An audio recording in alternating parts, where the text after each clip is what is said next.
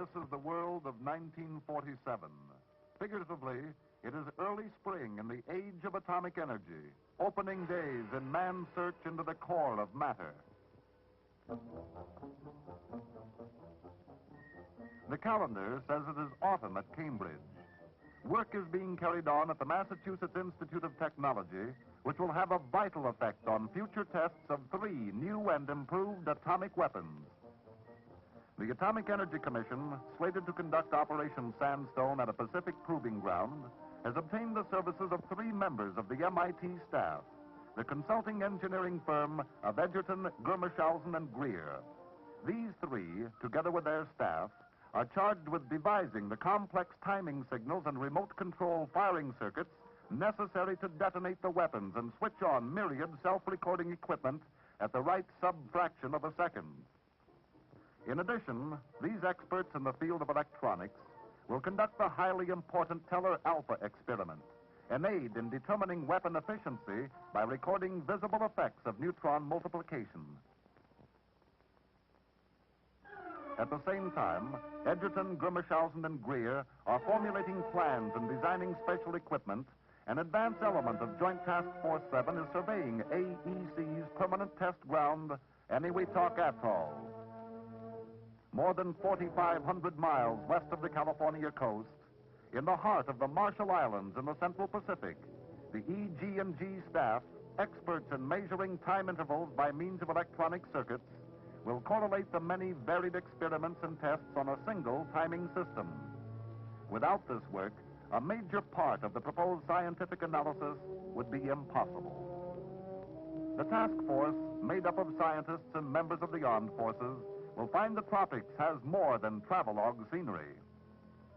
Let us examine the magnitude of the electronic circuits to be installed at Eniwetok Atoll. There will be a master control station electrically directing the entire operation. Individual timing stations will be constructed on the 3 detonation islands. Instrument installations and timing stations will be connected by cables.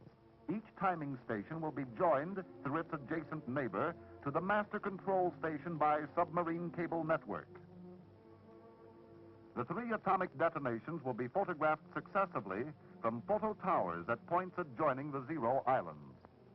The photo towers, in turn, will be tied into the electrical network. A photo station will be set up on a shoal in the middle of the lagoon.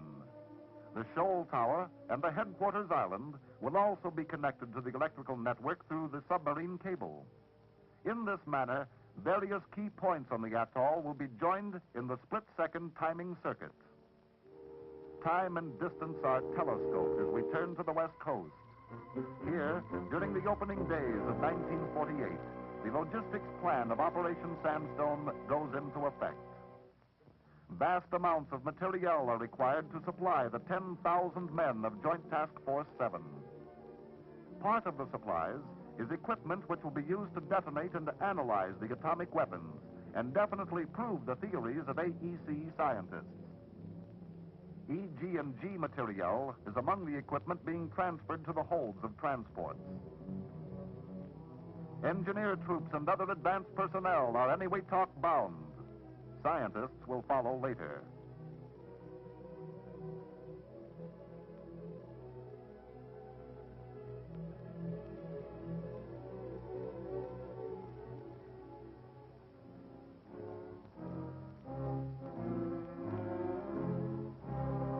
At the atoll, engineers get down to business. In clearing the islands of thick tropic vegetation, they encounter foes which bulldozers cannot push aside. Dust, heat, harsh sunlight, humidity. This is the price of scientific development. These are the conditions under which scientists will work. Here, on-the-spot modifications will be accomplished to meet exacting complex requirements of tests which are of great magnitude and will be staged in extreme secrecy. Working to EG&G specifications, engineers construct the master control station. Instruments in this building will set into action timing circuits so that each piece of testing equipment on the atoll will become operational at the exact specified moment. Meanwhile, Grier, Edgerton, and their staff are among the scientists heading westward behind a curtain of security. Other staffmen have preceded them overseas to supervise early construction. Still others will remain in the States for liaison. No sooner has the convoy steamed out of port than scientists head for shipborne laboratories to check equipment and continue planning. The control island, nerve center for the tests, where vital instruments have been placed in the master control station. To protect valuable circuits and scope cameras, an air conditioning unit has been installed. Many circuits and sequence timers have been specially designed by EG&G to meet exacting Sandstone requirements. Lieutenant Gilbert and Barney O'Keefe check various panels.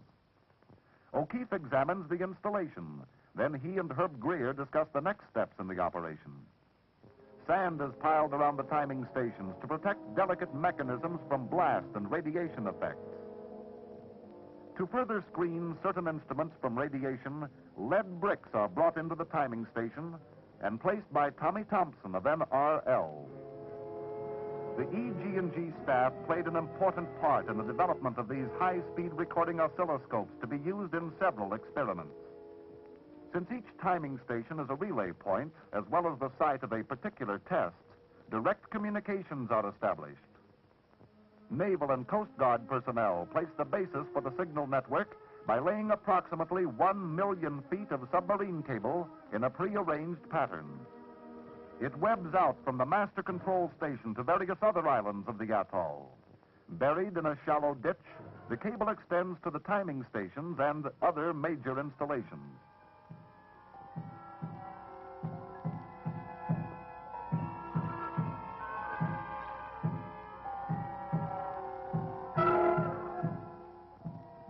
Cameras in the shoal tower and the other photo towers are among the highly important equipment tied into circuits for remote control operation. Photo analysis will give the AEC vital information that can be obtained in no other way. The human eye cannot transmit to the brain the pictures that it sees in a millisecond, but the camera, set into action by electrical impulse, holds its pictures for later deliberate inspection. Many types of cameras will be in use. The most important are fast tacks, which operate up to 9,000 frames per second and expose their entire footage in a fraction of a second. These are supported by other types, both still and motion picture, shooting black and white and color film at various speeds. For occasional moments of recreation, there's sunbathing, swimming, and even a bit of beachcombing. This resulted in an adventure for Charlie Wyckoff. He spotted an object floating at Surf's Edge, which turned out to be a film float from atomic tests held at Bikini in the summer of 1946. This ocean wanderer was the first found in almost 2 years. L-5 liaison planes, darting from island to island of the atoll, speed the scientists in their work on timing circuits. Scientific personnel commute daily to the test islands. The Teller Alpha experiment, devised in 1947 by Dr. Edward Teller, a University of Chicago physicist and Los Alamos consultant, involves the Zero Tower and the Teller Alpha reflectors. It is one of the important phases of EG&G work. Equipment centers in 36-inch Navy searchlights modified to meet scientific requirements. Inside are photosensitive tubes which will funnel light to recording instruments. Eberhard and Doc Edgerton make final checks. They also examine other equipment which will allow a variation phase of Teller Alpha. While a guard patrols near this vital installation, let us look at similar equipment at the control island, where Teller Alpha measurements will also be made.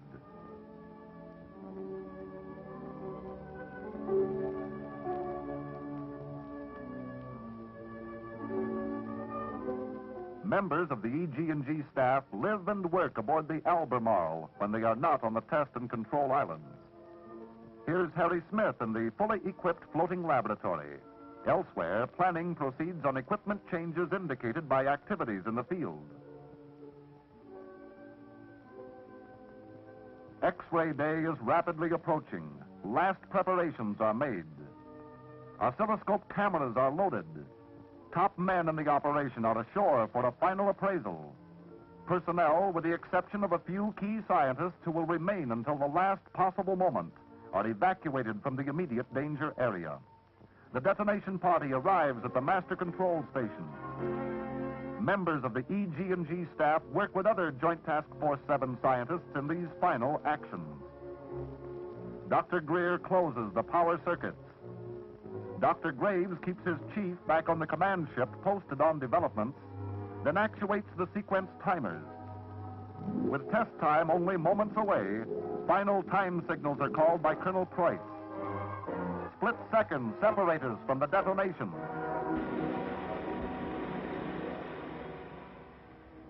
Scientists and radiological personnel are on the test island to gather samples and other vital information.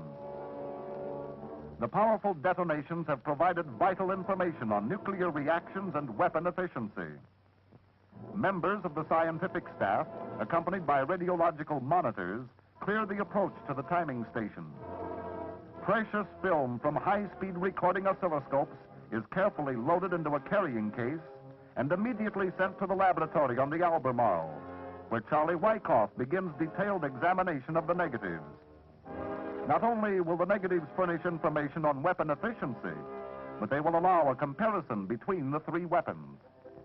While staff meetings are held to discuss results and formulate a final report, let's view the nuclear detonations which necessitated the complex timing pattern.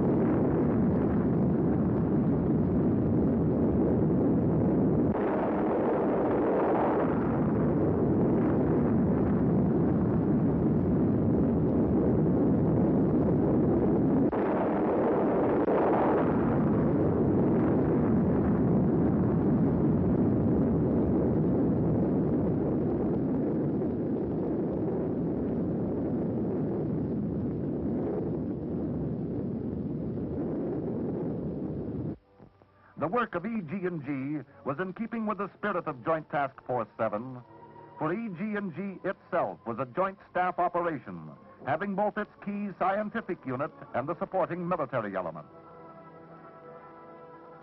It has made a vital contribution to Operation Sandstone and helped broaden and extend the road of research in America's quest for atomic knowledge.